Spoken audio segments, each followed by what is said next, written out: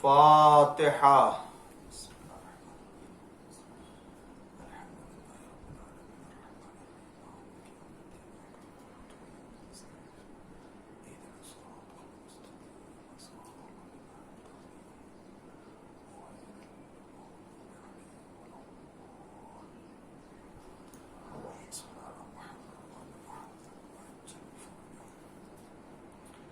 اعوذ باللہ السمیع العلیم من الشیطان اللعین الرجیم. بسم اللہ الرحمن الرحیم. الحمد للہ المعروف من غیر رؤیت والخالق من غیر منصبت. خلق الخلائق بقدرته واستعبد الأرباب بعزته وسعد العظماء بجوده. والصلاة والسلام والتحية والإكرام على البشير النذير السراج المنير حبیب الہ العالمین ابی القاسم محمد اللہم صلی علی محمد وعلی محمد وعلی آلہ الطیبین الطاہرین المعصومین المظلومین المنتخبین المنتجبین الغر المیامین الذين أذهب الله عنهم الرجس وطهرهم تطهيرا. اللهم صل على محمد وعلى محمد لا سيما الإمام المبين بقية الله في الأرضين الحجة الثاني عشر والمهدي المنتظر عجل الله تعالى فرجه الشريف. اللهم لعن أول ظالم ظلم حق محمد وآل محمد وآخر تابع له على ذلك. اللهم لعن العصابة التي جاهدت الحسين وشايعت وبايعت وتابعت على قتله. اللهم لعنهم جميعا. أما بعد فقد قال الله الحكيم في قرآن الكريم وقوله الحق. بسم الله الرحمن الرحيم. فبشر عباد الذين يستمعون القول ويتبعون أحسنا وأولئك الذين هداهم الله وأولئك هم أولو الألباب. صلوات پڑھ دیجئے محمد وآل محمد. اللہم صلی علی محمد وعلی محمد وعجل فرجہ. سورہ زمر کی آیہ کریمہ ہے جو 17 اور 18 نمبر کی آیہ کریمہ کی تلاوت کا شرف حاصل کیا ہے، اور اس آیہ کریمہ کے ضمن میں جو عنوان قرار دیا ہے وہ اسلام اور آزادی بیان. اس ٹاپک اور موضوع کے عنوان سے میں اپنی باتیں آپ کی خدمت میں عرض کرنے کی سعادت حاصل کر رہا ہوں. اور یہ عشرِ مجالس کے جو ماہ سفر کے پہلے ہفتے میں آغاز ہوا ہے، آج اس کی یہ دوسری مجلس ہے کہ اللہ تعالیٰ ارشاد فرماتا ہے فَبَشِّرْ عِبَادِ الَّذِينَ يَسْتَمِعُونَ الْقَوْلَ، کہ پیغمبر ان بندوں کو بشارت دے دیجئے کہ جو لوگ باتوں کو سنتے ہیں، وَيَتَّبِعُونَ أَحْسَنَ، اور جو اس میں سب سے بہترین بات اور سب سے عمدہ بات ہوتی ہے اس کی اتباع کرتے ہیں، اس کا اتباع کرتے ہیں اور اس کی پیروی کرتے ہیں فاولئک الذین ہداہم اللہ، یہی وہ لوگ ہیں جن کی اللہ نے ہدایت کی ہے، اور یہی وہ لوگ ہیں جو صاحبان عقل بھی ہیں، کہ یقیناً اگر وہ صاحب عقل نہیں ہوں گے جو تمام مختلف باتوں میں سے عقل والی، حق والی اور عمدہ باتوں کا انتخاب نہ کر لے، اگر کوئی مختلف اور متضاد باتوں میں سے اور الگ الگ باتوں اور الگ الگ قسم کی گفتگو سے جو بہترین گفتگو ہے اگر اس کا انتخاب نہ کرے، بلکہ ایسی گفتگو اور ایسے کلام کا انتخاب کرے کہ جو عقل اور انسان کے سوچ اور فکر سے ہٹ کر کے ہو اور انسان کے شعور اور اس کے قلب سلیم میں نہ آنے والی ہو، اس کا انتخاب کرتا ہے تو اسے کوئی صاحب عقل نہیں کہتا ہے۔ اس لیے قرآن نے ایسے لوگوں کی تعریف بھی کی اور قرآن نے ایسے کو ہی صاحب عقل کہا اور صاحبان اولو الالباب یعنی صاحبان عقل کے فہرست میں شمار کیا ہے۔ عزیزان گرامی، میں نے آیہ کریمہ کے ذیل میں جو پہلی مجلس میں عرض کیا کہ پروردگار عالم ہمیں مختلف باتیں اور مختلف کلام سننے کی اجازت دیتا ہے، ایسا نہیں ہے کہ اسلام متضاد یا مختلف باتوں کے سننے یا اس کے بارے میں غور کرنے، فکر کرنے کی دعوت نہیں دیتا ہے، بلکہ قرآن نے ایسے متضاد اور مختلف کلام اور باتوں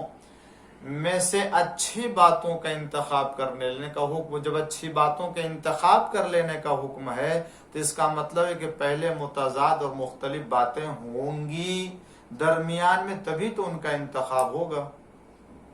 اور اسی حوالے سے میں نے آپ کی خدمت میں عرض کیا کہ صدر اسلام میں جو بھی ہوا اس بات کی دلیل ہے، اس بات کی نشاندہی ہوتی ہے کہ اسلام اجازت دیتا ہے کہ گفتگو ہو، کلام ہو، باتیں ہوں اور ان باتوں میں بہترین باتوں کا انتخاب کر لیا جائے۔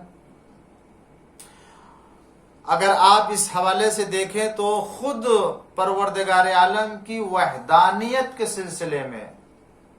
توحید پروردگار کے بارے میں اگر آپ غور کریں تو اللہ تعالیٰ کی وحدانیت کے سلسلے میں بھی خود قرآن کریم نے وہ کلام اور وہ بحث بھی پیش کی ہے کہ جو غیر واقعی ہے، غیر حقیقت ہے، اور ان باتوں کو بھی پیش کیا ہے جو واقعی ہے اور جو حقیقی بحث ہے اور واقعیت سے نزدیک ہے، بلکہ واقعیت ہے۔ اللہ نے خود قرآن کریم میں الگ الگ جگہوں پر، مختلف جگہوں کے اوپر کتنی ایسی آیتوں میں اللہ نے اشارہ کیا ہے جو غیر خدا ہیں، یعنی جو خدا کے علاوہ دوسرے ہیں انہوں نے خدائی کا دعویٰ کیا، تو اللہ نے اس طرف بھی توجہ دلائی کہ دیکھو کیا یہ جو غیر خدا خدائی کا دعویٰ کرتے ہیں کیا یہ اس لائق ہیں کہ ان کی خدائی تسلیم کی جائے یا انہیں خدا مانا جائے؟ کتنے ایسے ہیں کہ جنہوں نے خدائی کا دعویٰ کیا، خود فرعون نے خدائی کا دعویٰ کیا، تاریخ میں ایسے بہت سے افراد جنہوں نے اپنے کو خدا ہونے کا پیش کیا، تو یہ جو خدا ہونے کا پیش کیا اور اس کے مقابل میں خدا نے اپنی خدائی کو پیش کیا، خود خدا نے نقل کیا، ذکر کیا قرآن کریم میں۔ اس کا مطلب یہ کہ ایک خدائی کی بحث ہے، واقعی خدا کی بحث ہے، اور ایک جعلی خدا اور دعویٰ کرنے والے خدا کی بحث ہے۔ دونوں بحثوں میں سے ہمیں یہ دیکھنا ہے کہ کس کا دعویٰ صحیح اور کون صحیح اور واقعی خدا ہو سکتا ہے۔ تو جب توحید کی بحث آتی ہے تو سارے مسلمان خدا ہونے اور خدا نہ ہونے یا جن لوگوں نے خدائی کا دعویٰ کیا تو اس کی بارے میں بحث ہوتے کہ اس کے پاس جو کچھ بھی ہے وہ خدا کا دیا ہوا ہے، تو جو خدا کا دیا ہوا ہے، جو سب کا رازق ہے، جو سب کا مالک ہے، وہی خدا ہو سکتا ہے، جو طاقت دینے والا ہے، جو رزق دینے والا، جو پیدا کرنے والا، وہی خدا ہو سکتا ہے۔ لہٰذا اگر یہ صفات، یہ کمال کسی دوسرے میں نہیں ہے اور وہ کہتا ہے کہ میں خدا ہوں، تو کیسے خدا ہو جائے گا؟ لہٰذا ان باتوں سے پتہ چلتا ہے کہ خدا واقعی وہی ہے کہ جو ہر قدرت کا مالک ہے، ہر طاقت کا مالک ہے اور ہر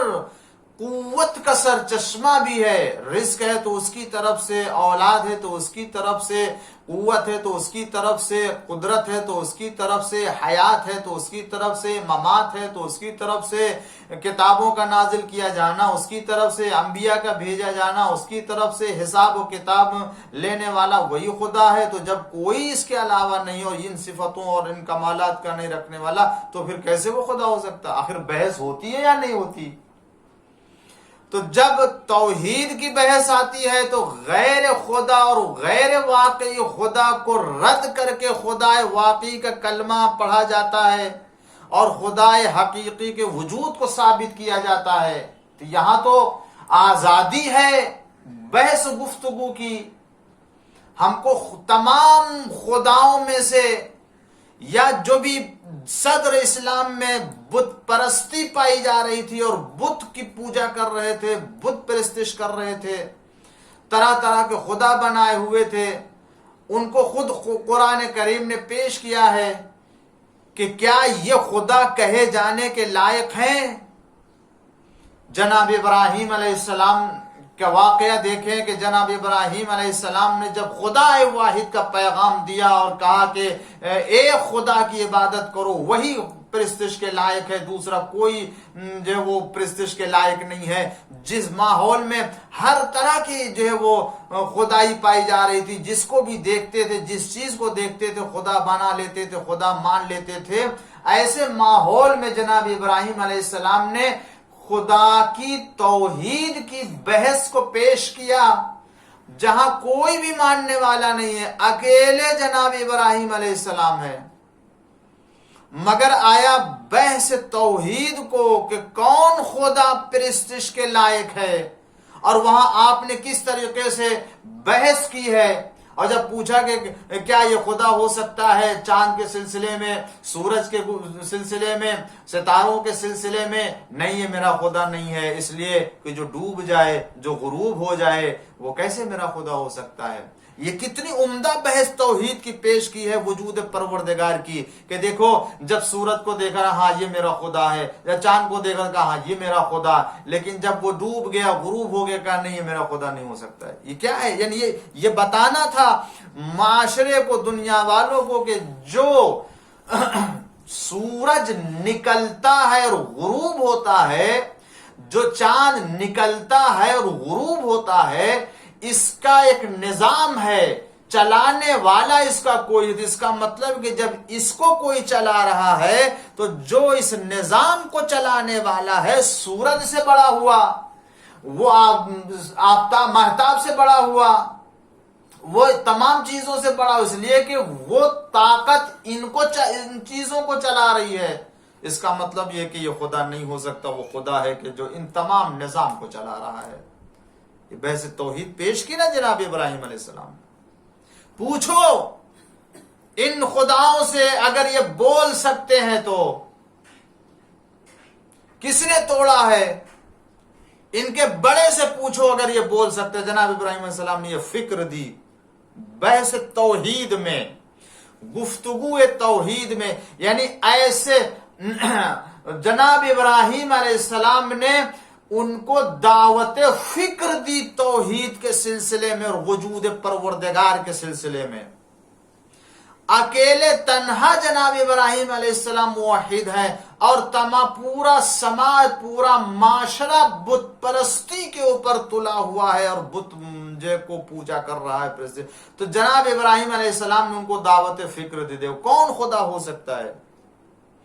اس کا مطلب یہ ہے کہ جب خدا کی توحید کی بحث کو ایسے ماحول میں پیش کر سکتے ہیں جہاں خدا کا ماننے والا کوئی نہ ہو سوائے دو ایک کے، تو جب خدا کے ماننے والوں کی تعداد بڑھ گئی ہو، زیادہ مسلمان ہو گئے ہوں، اللہ کے ماننے والوں کی تعداد بے شمار ہو چکی ہو، ایسے ماحول میں اگر کچھ افراد ایسے ہیں کہ جو خدا حقیقی کو ماننے کو تیار نہیں ہے، تو کیا ان کے درمیان حقیقی خدا کی بحث کو پیش نہیں کیا جائے گا کہ دیکھو تم اپنے خدا کے بارے میں، ہم اپنے خدا کے بارے میں پیش کرتے ہیں بحث کو اور حقائق کو پیش کرتے ہیں، دیکھو کون خدا ہے جس کو مانا جا سکتا ہے۔ جب ابراہیم کے زمانے میں بحث توحید ہو سکتی ہے تو اس زمانے میں بھی بحث توحید ہو سکتی ہے۔ ایک صلوات پڑھ دیجئے محمد وآل محمد۔ اللہم صلی علی محمد وآل محمد۔ یہ طولانی گفتگو ہے، اگر آپ اس کو تاریخ کو گوشے سے نکالنا چاہیں تو بہت سے ایسے گوشے نکلیں گے۔ خود حضور اکرم صلی اللہ علیہ وآلہ وسلم کے اللہم صلی علی محمد وآل محمد زمانے میں، دور میں، مکہ میں 360 بت خانے کعبہ میں رکھے ہوئے تھے۔ ہر قبیلے کا، ہر دن کا، ہر جو وہ خصوصی دن کا ایک الگ خدا ہوتا تھا، اور لوگ اس کی پرستش کرتے تھے، مانتے تھے، عبادت کرتے تھے۔ کہاں؟ مکہ میں، جہاں حضور اکرم نے توحید کا اعلان کیا ہے۔ سب سے پہلے پیغام توحید، یقولوا لا الہ الا اللہ تفلحوا، کہو لا الہ الا اللہ کامیاب ہو۔ ایسے کس ماحول میں؟ جہاں سارا معاشرہ بت پرستی پر تلا ہوا، سارا معاشرہ بت پرست ہے، سوائے خاندان بنی ہاشم کے چند افراد کے، قریش کے۔ جہاں الگ الگ جو ہے وہ دنوں کے، الگ الگ مہینوں کے خدا بنا دیا، پتھر کو دیکھا خدا مان لیا، درخت کو دیکھا خدا مان لیا، دریا کو دیکھا خدا مان لیا، پانی کو دیکھا خدا مان لیا، حلوہ کو دیکھا خدا مان لیا۔ کس چیز کو خدا نہیں مانا؟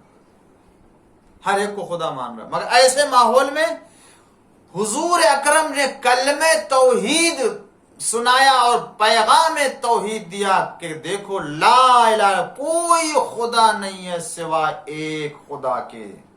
اور وہ خدا کے جس کی میں دعوت دے رہا ہوں، اس خدا کے کوئی خدا نہیں پایا جاتا ہے۔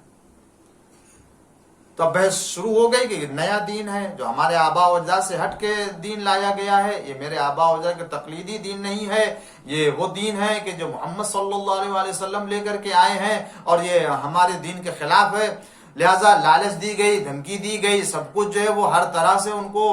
پیچھے رکھنے کے کوشش کی گئی، ان کو اپنے مشن کو چھوڑ دینے کے لیے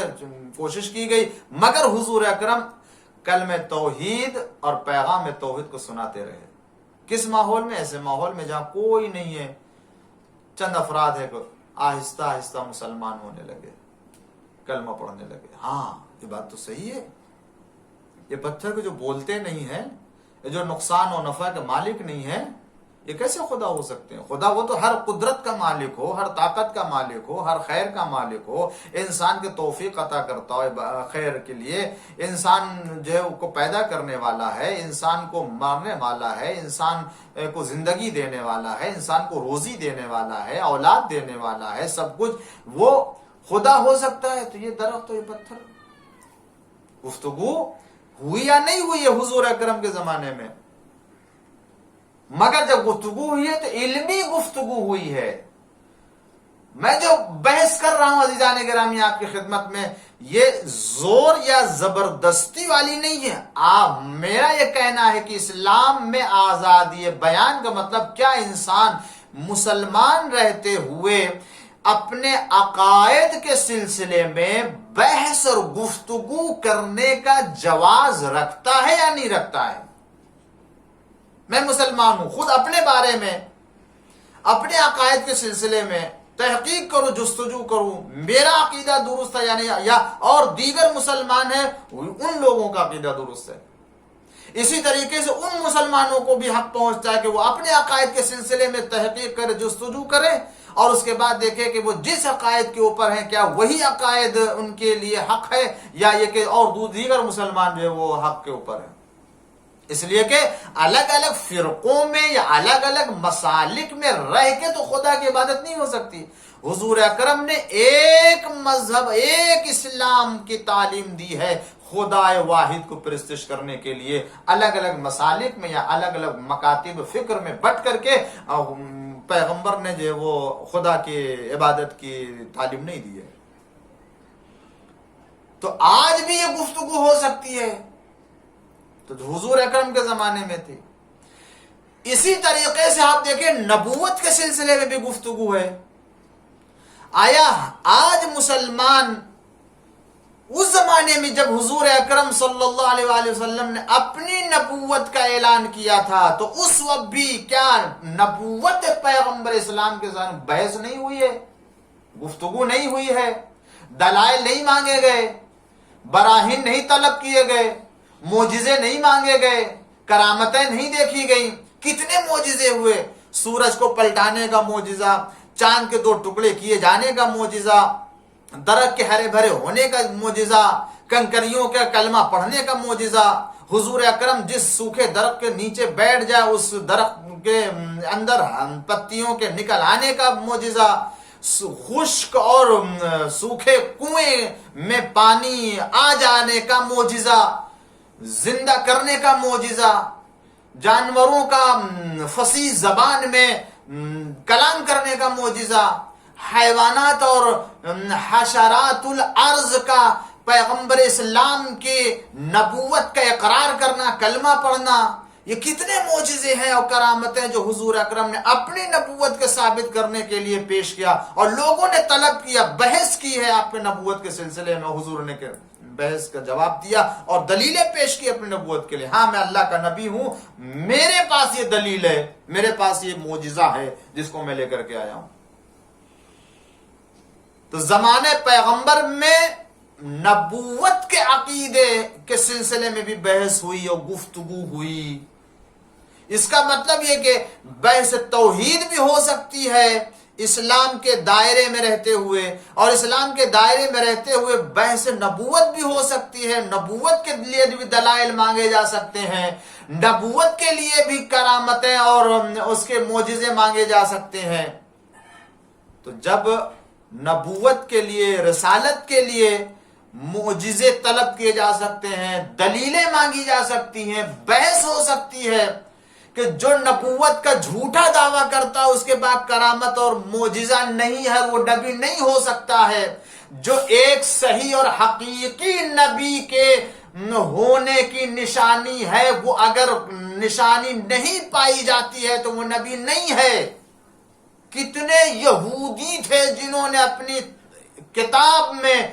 آخری نبی کی نشانیوں کو دیکھ رکھا تھا اور کہا تھا کہ یہ جو آخری نبی آئے گا اس نبی کے اندر یہ علامت پائی جا رہی ہوگی، یہ نشانی پائی جا رہی ہوگی، یہ نشانی پائی جا رہی ہوگی. اور وہ آتے تھے حضور اکرم کے پاس، ان نشانیوں کو دیکھتے تھے. حتیٰ حضور اکرم کے وجود مبارک میں ایسی ایسی نشانیاں تھیں کہ جن کو دیکھ کر کے یہودی مسلمان ہوتے تھے اور قبول کر لیتے یہ بحث نبوت ہے یا نہیں ہے.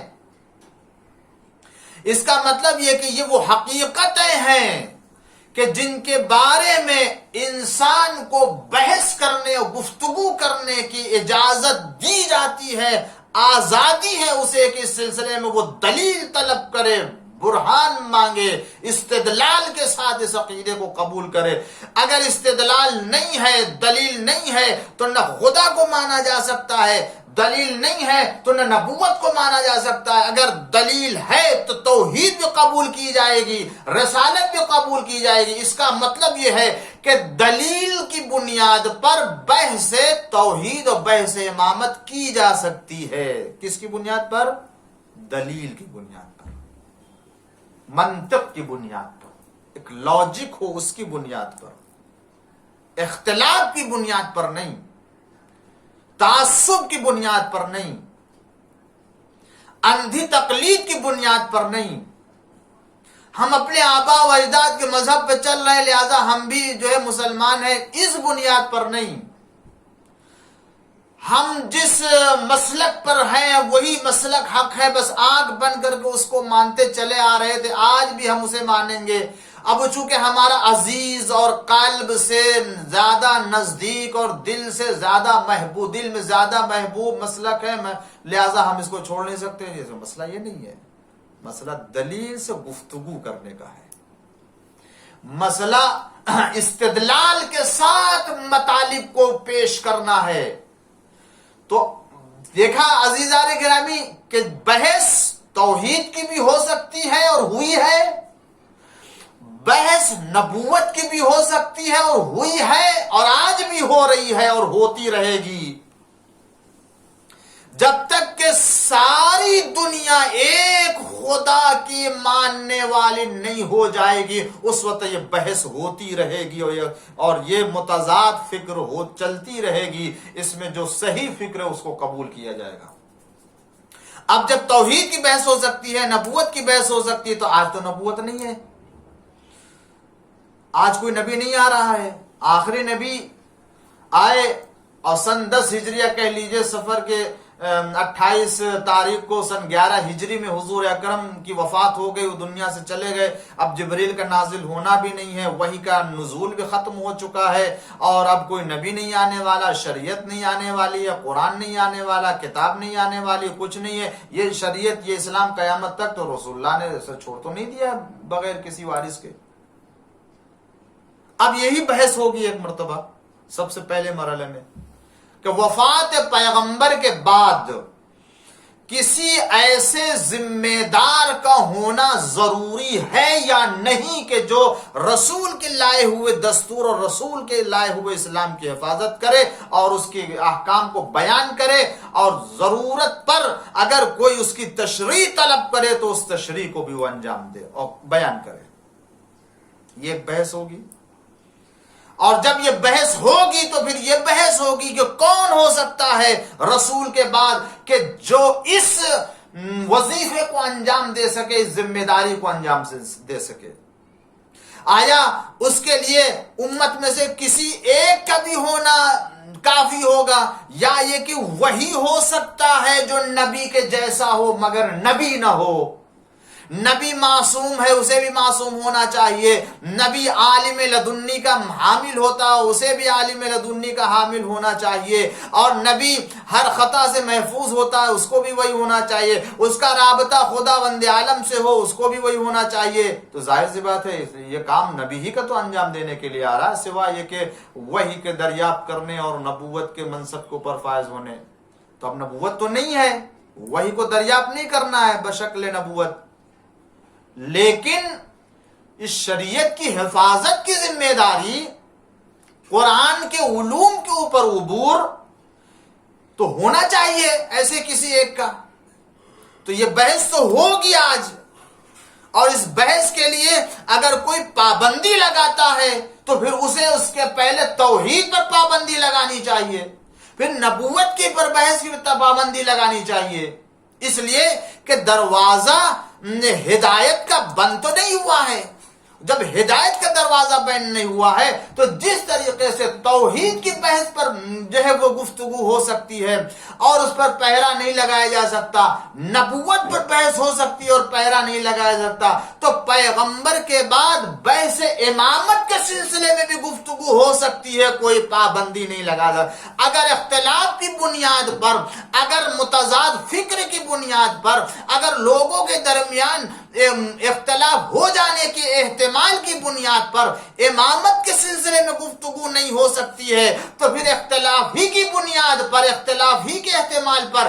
توحید کے بارے میں بحث نہیں ہو سکتی ہے، نبوت کے بارے میں بحث نہیں ہو سکتی ہے. ایک صلوات پڑھ دیجئے محمد وعلی محمد. اللہم صلی علی محمد وعلی محمد وعجل فرجہ. اس لیے کہ مسئلہ عقیدے کا ہے، مسئلہ اعتقاد کا ہے، مسئلہ آخرت کا ہے، دین کے اوپر عمل کرنے کا ہے. آج ہم دین کے اوپر عمل کریں تو کس دین کے اوپر عمل کریں، کس سے دین حاصل کریں؟ یہ بحث مسلمانوں کو کرنا ہے یا نہیں کرنا ہے؟ آج سمجھنا یا نہیں سمجھنا ہے؟ کیا ہر ایرے غیرے سے، ہر طرح کے لوگوں سے دین لے لیا جائے گا؟ جب خدا ہر ایرے غیرے کے ذریعے سے دین بھیج نہیں سکتا ہے تو پھر امت ہر طرح کے لوگوں سے دین لے بھی نہیں سکتی ہے. اس لیے کہ اللہ کا دین ہے، اللہ کا بھیجا ہوا اسلام ہے، اللہ کی تعلیم کردہ جو وہ دستور ہیں، انہیں وہی بیان کر سکتا ہے جو خدا کی طرف سے ہو، جس کو اللہ اپنے جو وہ خزانے قدرت سے علم دے کر کے بھیجے، جس کو اپنے تمام کمالات کا مظہر بنا کر کے بھیجے۔ بحث کیجئے، گفتگو کیجئے اور دیکھیے کہ کون ہو سکتا ہے جس کے لیے ہمارے لیے آج ذمہ دار دین کے عنوان سے، وارث دین کے عنوان سے قبول کرنا، اور اس کو ہم اپنا پیغمبر کے بعد ذمہ دار، ولی خدا، حجت خدا اور وارث کعبہ، وارث قرآن مانے، تاکہ ہم اس کی روشنی میں، اس کی رہنمائی کی روشنی میں ہم دین کے اوپر عمل کر سکیں۔ اور عزیزو یاد رکھو، یاد رکھیے گا یہ بات کہ اگر واقعی منطق کی بنیاد پر، عقل کی بنیاد پر کسی طرح کے تعصب کو نہ درمیان میں لایا جائے تو یقین جانیے سوائے اس مرحلے میں پیغمبر کے بعد پیغمبر کے گھر والے، جن کو اہل بیت پیغمبر کہتے ہیں، جن کا تعارف خود پیغمبر نے کرایا ہے، ان کے سوا کوئی ایسا دنیا میں نہیں ہے جو دین کی تعلیم دے سکے، دین کی حفاظت کر سکے، جن کی رہنمائی میں ہدایت حاصل کر کے دین و دنیا کی سعادت حاصل کر سکے۔ ایک صلوات پڑھ دیجئے محمد۔ اللہم صلی علی محمد وعلی محمد وعجل فرج۔ اور جب عقلی طور سے بحث ہوگی، گفتگو ہوگی، یہ بات ثابت ہو جائے گی، تو اب وہ تمام روایتیں سامنے آئیں گی جن کے بارے میں خود حضور اکرم نے تعلیم فرمایا ہے، حضور اکرم نے تاکید فرمائی ہے۔ جہاں یعنی عقلی طور سے یہ بحث ہونے کے بعد جب خود حضور اکرم کی حدیثیں نظر آئیں گی اور صحیح حدیثیں نظر آئیں گی، تو پھر انسان کے اس عقلی بحث اور منطقی بحث میں اور قوت اور قدرت پیدا ہو جائے گی، اور اس کے پاس مستحکم دلیل پیدا ہو جائے گی کہ پیغمبر کے بعد اگر کسی سے دین لیا جا سکتا ہے تو اہل بیت پیغمبر، اس لیے کہ پیغمبر نے اپنے اہل بیت کا تعارف کرایا، مباہلے میں لے جا کر کے چادر تطہیر کا جز قرار دے کر کے، یعنی آیت تطہیر کا مصداق قرار دے کر کے، حضور اکرم نے اعلان فرما کر کے، آپ نے حدیث ثقلین کے ذریعے سے، حدیث سفینہ کے ذریعے سے، حدیث رائد کے ذریعے سے، حدیث مدینہ کے ذریعے سے، حدیث طیر کے ذریعے سے، حدیث خیبر کے ذریعے سے، دیگر اور نہ جانے بے شمار ایسی حدیثیں پائی جاتی جن میں اہل بیت علیہ السلام کا تعارف کرایا،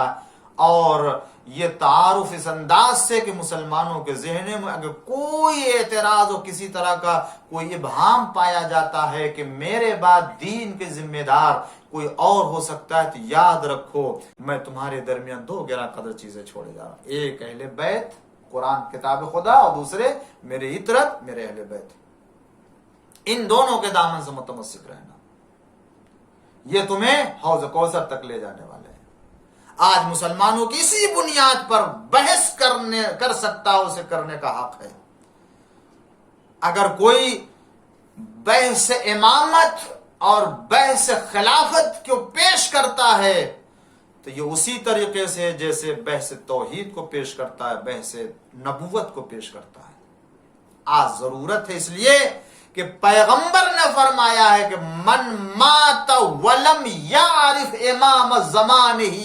مات میتۃ جاہلیہ، اگر کوئی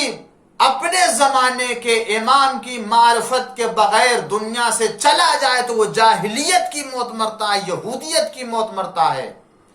آج مسلمانوں کو اس زمانے میں بحث کرنے کا حق ہے اس حدیث کی بنیاد پر کہ زمانے کے امام کی اگر بیعت کی جائے تو کس امام کی بیعت کی جائے، وہ کون سا خلیفہ ہو سکتا ہے جس کی بیعت میں زندگی گزاریں اور جس کی بیعت کر کے دین کے احکام کے اوپر عمل کریں۔ آیا ضرورت ہے یا نہیں ہے مسلمانوں کو بحث کرنے کی؟ زمانے کے امام کے سلسلے بحث کرے، کون امام زمانہ ہو سکتا ہے، کون خلیفہ وقت ہو سکتا ہے۔ یہ بحث حدیث پیغمبر کی روشنی میں بھی، قرآن کی روشنی میں اور عقل کی روشنی میں ہمیں اجازت دیتی ہے کہ ہمیں چاہیے کہ زمانے کے امام کے سلسلے میں، زمانے کے خلیفہ کے سلسلے میں تحقیق کرے، جستجو کرے، بحث کرے، مگر دلیل کے ساتھ۔ اختلافی بحثوں کو برائے اختلاف بحث نہیں کرنا چاہیے، جس میں مختلف نظریات پائے جاتے ہیں ان کے بارے میں گفتگو ہو سکتی ہے، مگر مختلف متضاد رائے کے ٹکراؤ کی وجہ سے نہیں ہے، ٹکراؤ کی خاطر نہیں، بلکہ ان میں سے جو بہترین باتیں ہیں ان کا انتخاب کیا جائے، اس لیے بحث کی جائے کہ آج واقعی کون خلیفہ وقت ہو سکتا ہے، کون خلیفہ زمان ہو سکتا ہے، جس کی بیعت ضروری ہے اور جس کی رہنمائی میں دین کے اوپر عمل کرنا ضروری ہے۔ اللہ نے کسی زمانے کو ہادی کے وجود سے خالی نہیں رکھا ہے۔ اللہ قرآن میں فرماتا ہے اور پیغمبر نے حدیث میں فرمایا، زمین حجت خدا سے خالی نہیں رہ سکتی، اور جب حجت خدا سے خالی نہیں رہ سکتی ہے اور زمین پر ایک ہادی اور رہنما ہے تو پھر یہ بحث ہوگی، اور ہوگی ضرور کہ کون ہادی ہے اور وہ کون رہنما ہے کہ جس کی رہنمائی میں ہم سعادت مند زندگی بسر کر سکتے ہیں۔ ورنہ اگر یہ مسائل پیدا ہوتے تو خود حضور اکرم نے جس وقت یہ اعلان فرمایا تھا انی تارک فیکم ثقلین، کتاب اللہ و اطرتی و اہل بیتی، ایک اللہ کی کتاب اور دوسرے میری اطرت، میرے اہل بیت تمہارے درمیان چھوڑے جا رہا ہوں۔ جس وقت حضور اکرم نے یہ ارشاد فرمایا تھا، یا جس وقت پیغمبر اسلام نے اپنے بعد وصی کا اعلان فرمایا، جس وقت پیغمبر اسلام نے اپنے بعد اپنے جانشین کا اعلان فرمایا، جس وقت پیغمبر اسلام نے اپنی زندگی میں غدیر خم کے میدان میں امیر المومنین اسلام کو اٹھا کر کے بلند کر کے سب کے سامنے اعلان فرمایا کہ الا من کنت مولا، یاد رکھو جس کا میں مولا ہوں اس کے یہ علی مولا ہے، جب آپ نے اعلان فرمایا تھا ان تمام مقامات پر، تو آیا اس وقت احتمال اختلاف تھا یا نہیں تھا؟ اس وقت بھی احتمال اختلاف تھا، لیکن کیا بھی اختلاف کے پیدا ہونے کے خوف کی بنا پر پیغمبر اپنے جانشین کا اعلان نہ کرتے؟ جبکہ یقین تھا پیغمبر اسلام کو، علم تھا کہ علی کی امامت مولا کائنات کی خلافت کو پیش کرنے کی صورت میں قریش میں بھی اختلاف ہوگا، قبیلے میں اختلاف ہوگا، مدینہ میں اختلاف ہوگا، مکہ میں اختلاف ہوگا، مہاجرین میں اختلاف ہوگا، انصار میں بھی اختلاف ہوگا، مگر کیا اختلاف ہوگا تو کیا امیر المومنین اسلام کی امامت کو نہ پیش کرتے صرف اس لیے کہ اختلاف پیدا ہوگا؟ آج جو مسلمان یہ کہتا ہے کہ بحث امامت میں اختلاف پیدا ہونے کا احتمال ہے اور مسلمانوں کے درمیان جو وہ انتشار پیدا ہونے کا خطرہ ہے لہٰذا یہ بحث نہ کی جائے، تو یہ سب سے پہلے سوال حضور اکرم سے کرنا چاہیے تھا کہ جب 1.25 لاکھ کے مجمع میں ایسے منافقین موجود تھے جن کی نشاندہی خود حضور اکرم کر دینا چاہتے تھے، جانتے تھے، اور آپ نے فرما دیا تھا میں جانتا ہوں کہ اس مجمع میں کتنے منافقین ہیں، اگر میں چاہوں تو ان کا نام بتا دوں، اگر میں چاہوں تو ان کا پتہ بتا دوں، اگر میں چاہوں تو ان کی نشاندہی کر دوں، مگر نہیں، اللہ نے ان کے راز کو پوشیدہ کرنے کا حکم دیا ہے مجھے، لہذا میں یہ کام نہیں کروں گا۔ مگر آپ جانتے تھے اور اس کا اعلان تو خود آپ نے کہہ دیا تھا جناب جبریل سے کہ مجھے خوف ہے اس بات کا کہ جب تک مجھے خوف ہے اس بات کا کہ اگر میں اعلان ولایت کروں گا تو لوگ میری باتوں پہ جو ہے وہ اختلاف کریں گے، مجھے خوف ہے اس بات کا کہ میری بات نہیں مانیں گے، لیکن جب خدا کی طرف سے جبریل نے یہ ضمانت دے دی کہ آپ کو لوگوں کے شر سے محفوظ کرنے والا ہے لہذا اعلان فرمائیے، تو حضور اکرم نے یہ اعلان کرنے کے لیے کہ دیکھو میں جو اعلان ولایت کر رہا ہوں کسی خوف کی بنا پر نہیں ہے، بلکہ اس بنیاد پر کر رہا ہوں کہ یاد رکھو اگر کوئی خلافت اور امامت امیر المومنین کے کے بارے میں اختلاف کرے گا، اور اگر کوئی ایسا جھگڑا یا کوئی ایسی چیز رونما ہوتی ہے کہ جس سے نقصان پہنچنے والا ہو سکتا ہے، تو یاد رکھو ایسی صورت میں خدا حفاظت کرنے والا ہے۔ یعنی پیغمبر یہ بتا دینا چاہتے تم جس دور میں بھی بحث امامت کرو گے اور بحث امامت کی شکل میں اگر اختلاف رونما ہوگا تو اس کی برکت سے خدا تمہاری حفاظت کرنے والا ہے۔ لہذا اختلاف کی بنیاد پر یا اختلاف کے احتمال کی بنیاد پر بحث خلافت کو چھوڑ نہ دینا۔ ایک صلوات پڑھ دیجئے محمد وآل محمد۔ اللہم صلی علی محمد وآل محمد وعجل فرجہ۔ پیغمبر اسلام نے اس کے باوجود اعلان فرمایا، اور اس کے بعد دیکھیں کتنے اختلافات رونما ہوئے۔ ابتدا ہی میں حضور اکرم جانتے تھے، مگر جاننے کے باوجود آپ نے یہ اعلان فرمایا اور آپ نے یہ لوگوں کو بتا دیا کہ دیکھو یہ حقیقت وہ حقیقت ہے کہ جس سے رخ نہیں موڑا جا سکتا ہے، اور نہ ہی اس کے سلسلے میں کسی طرح کو کوئی وہ سستی دکھائی جا سکتی ہے۔ آپ نے اور خود مولا کائنات کے زمانے میں آپ دیکھ لیجئے حضور اکرم کے بعد جب آپ کو ظاہری خلافت ملی تو اس وقت بھی یہی صورتحال ہوئی ہے کہ اگر آپ صرف اختلاف کی شکل میں جو ہے وہ آپ بیٹھ جاتے اور لوگ جو ہے وہ آپ کے سلسلے میں یا اس سلسلے میں جو لوگ بھی جو اختلاف کرنے والے تھے انہی کو مد نظر رکھتے اور اپنے وظیفے کو انجام نہ دیتے، تو پھر آپ جو ہے وہ ایک گوشے میں کنارہ کشی آخر تک اختیار کیے رہتے۔ لیکن جب تک مصلحت پروردگار تھی اور جب تک دین کی حفاظت اس طریقے سے ہو سکتی تھی آپ نے دین کی حفاظت کی، لیکن جب آپ کے پاس ظاہری طور سے خلافت آئی ہے اور لوگ آمادہ ہوئے آپ کے لیے، تب آپ نے بھی جو ہے وہ قبول کیا ان کی ظاہری خلافت کو بھی، اور آپ نے جس وقت شروع کیا کام تو اس وقت کتنے ایسے نامساعد حالات تھے جن کی بنیاد پر اگر کہا جائے کہ مولا کائنات نے اگر ان کو نہ انجام دیا ہوتا تو آپ کی حکومت کے بہت سے افراد ہوتے کہ جو نکل کے چلے گئے تھے اور آپ سے جنگ کرنے کے لیے آئے تھے، وہ سب نہ جاتے اور آپ ہی کے پاس رہتے۔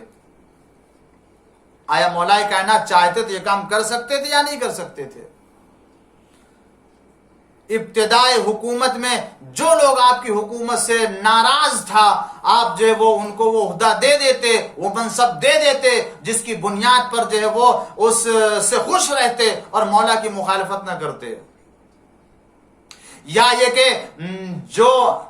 شام کی حکومت چاہ رہی تھی اور امیر شام کو جو منشا تھا کہ اس کو اس کے منصب کے اوپر باقی رکھا جائے، مولا کائنات اگر اس کو اس کے منصب کے اوپر باقی رکھتے نہ معزول کرتے تو کون سا جھگڑا تھا مولا کائنات کو اس سے، اور اس کو بھی مولا سے کیا جھگڑا تھا، کوئی اختلاف نہ ہوتا۔ لیکن مولا نے اپنی حکومت میں آ کر کے اعلان کر دیا تھا کہ امیر شام جیسے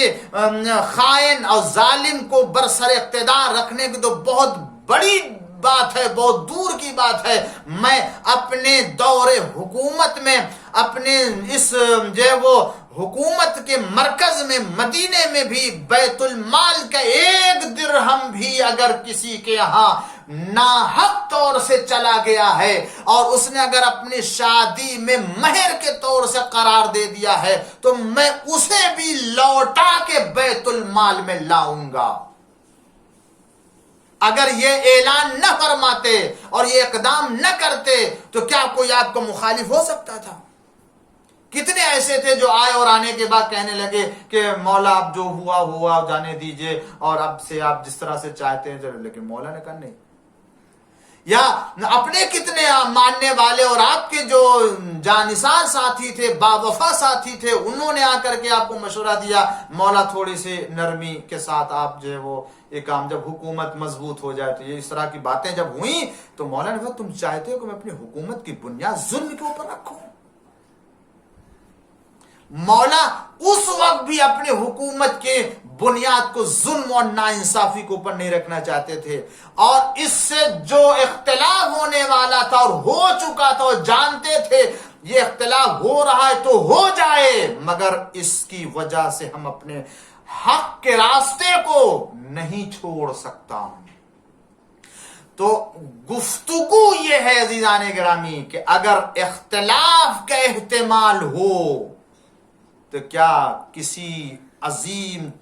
موضوع سے متعلق، ایسے عقیدے سے متعلق بحث و گفتگو کو چھوڑ دیا جائے؟ نہیں چھوڑی جا سکتی ہے۔ بس میں آج کی گفتگو کو یہاں قرار دیتا ہوں، رکھتا ہوں،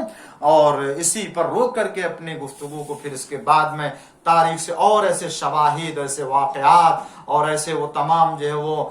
پس منظر تاریخ کے پیش کروں گا، جس سے اندازہ ہوگا کہ ہر زمانے میں اور ہر وقت امامت اور خلافت کی بحث و گفتگو ہوتی رہی ہے، ہر دور میں، ہر زمان میں، اور ہر جو ہے وہ تمام حالات میں بھی۔ ایسا نہیں کہ وہ حالات مخصوص رہے ہوں جن حالات میں بحث امامت ہوتی رہی ہو، نہیں، ہر زمانے میں اور تمام حالات میں اور ہر شرائط میں بحث و گفتگو ہوتی رہی ہے، مگر یہ کہ دلیل کی بنیاد پر، منطق کی بنیاد پر، برائے اختلاف نہیں، حق کو سمجھنے کی خاطر۔ اور اسی لیے آپ دیکھیں ائمہ معصومین علیہ السلام نے اسی امامت کو سمجھانے کے لیے لوگوں سے گفتگو کرتے تھے، بحث کرتے تھے، دلیلیں مانگتے تھے، آپ دلیل دیتے تھے۔ وہ کرامتیں طلب کرتے تھے، آپ معجزے دیتے تھے، کرامتیں پیش کرتے تھے، ہر دور میں، ہر زمانے میں۔ اور دیکھیں جس وقت امام حسین علیہ السلام مدینے سے نکلے، اس وقت بھی اعلان کرتے ہوئے نکلے کہ دیکھو اگر پیغمبر کا کوئی جانشین ہے اور اگر دین کسی سے لیا جا سکتا ہے تو اس زمانے میں سوائے پیغمبر کے خاندان کے اور میرے سوائے، یعنی ہم اہل بیت کے علاوہ کوئی نہیں کہ جس سے دین حاصل کیا جا سکے۔ اور آپ نے پھر اہل بیت کا تعارف کرایا اور بتایا کہ دیکھو اگر دین سیکھا جا سکتا ہے تو سوائے ہم اہل بیت کے کسی اور سے نہیں۔ یزید جو فاسق فاجر اپنے کو خلیفہ کہتا ہے اور لوگوں نے اسے بٹھا دیا ہے زبردستی مسند کے اوپر، یہ کسی بھی لائق نہیں ہے کہ اس سے دین لیا جا سکے یا دین کا ذمہ دار بن سکے۔ حسین ابن علی نے اپنی جان قربان کر دی اسی حقیقت کو اعلان کرنے کے لیے۔ امام حسین نے اپنے آپ کو قربان کر دیا اس امامت کو پیش کرنے کے لیے اور اس خلافت کو لوگوں کے سامنے واضح کرنے کے لیے۔ ورنہ جس کو اگر یہ حق نہ ہوتا کہ اپنے کو دین کا ذمہ دار کے عنوان سے پیش، وہ کیسے اپنے جان کو قربان کر سکتا ہے؟ نواسے پیغمبر ہے، وہ جوانان جنت کے سردار ہیں،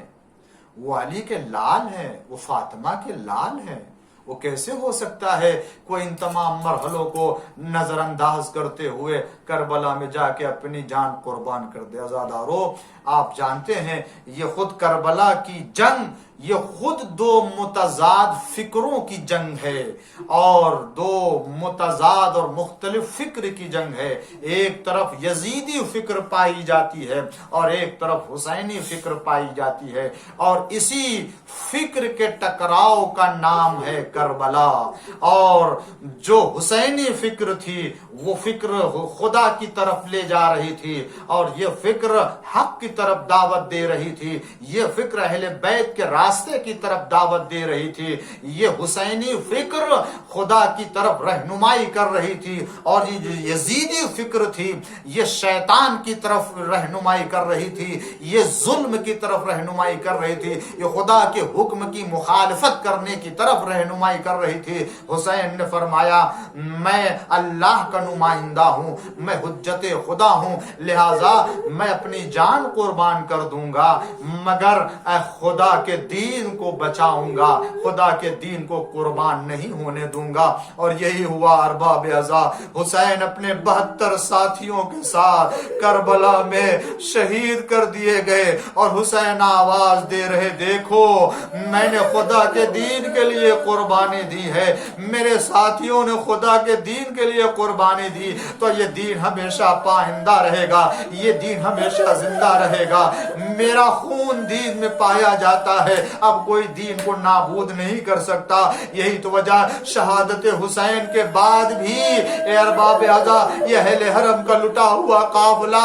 जहां भी जाता था दीन खुदा की तरफ रहनुमाई करता जाता था। हुसैन का कटा हुआ सर चाहे वो नोके नेज़ा पर हो, चाहे वो तश्त तला में हो, चाहे दरबार यजीद में हो, चाहे दरबार इब्ने ज़ियाद में हो, हर जगह हुसैन का कटा हुआ सर दावत खुदा दे रहा है और खुदा की तरफ रहनुमाई कर रहा है। आजादारो ये अय्याम वो अय्याम है जाहिल हरम को असीर करके शाम में वारिद किया गया है। सैयद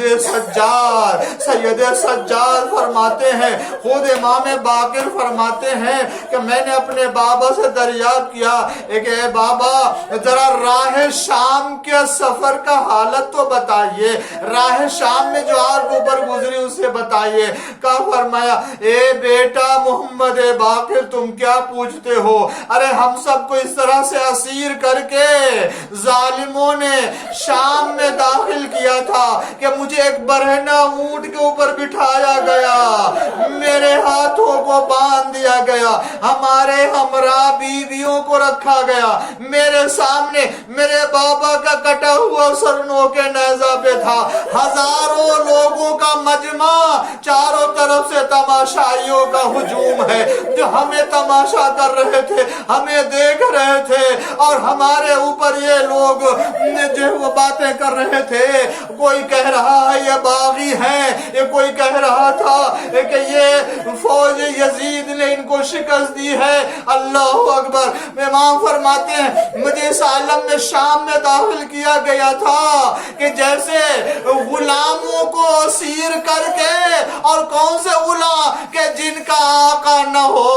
वो बगैर आका के गिरफ्तार करके लाए गए हो, और इस आलम में जब हम में से किसी को रुलाई आती थी, आंखों में आंसू आ जाते थे, तो ये जालिम आगे बढ़ के नेज़े से चुप हो करके अज़ियत देते थे। यानी हमें इन हालत में रख के रोने भी नहीं दिया जाता था। हाँ ज़ादारो, शायद यही वजह है कि जो कल रोने नहीं देते थे और रोने पे पाबंदी लगाए थे, आज वो इन्हीं हक़ाइक़ को बयान करने पे पाबंदी लगाते हैं। मगर कल हुसैन ने कुर्बानी दे दी, सैयद सज्जाद ने वो राह शाम का जिहाद बर्दाश्त कर लिया, तो अब कोई नहीं है कि जो हुसैन की इस कुर्बानी को रायगा करे,